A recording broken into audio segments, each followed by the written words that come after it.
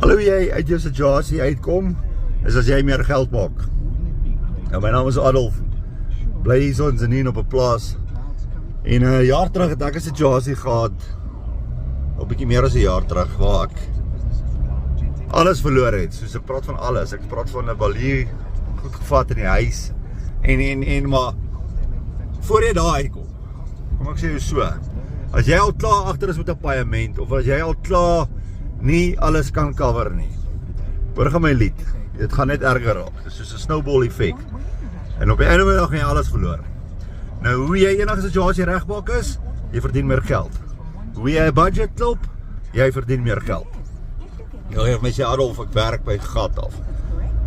Ek kan nie meer geld maak, ek het laat die ceiling geslaan. Ek weet dit, ek was ook al daar.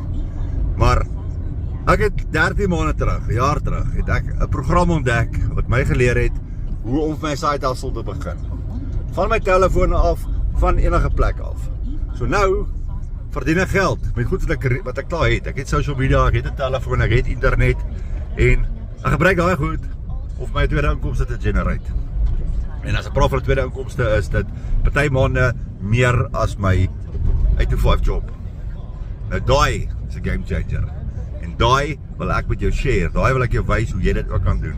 As doodgewone normale Suid-Afrikaner. Training is daar. Jy gaan 'n plan volg stap vir stap. Want jy gaan wys presies. Jy gaan my as 'n mentor hê. Ek gaan jou help al die pad. So skryf my, wys my in die comments.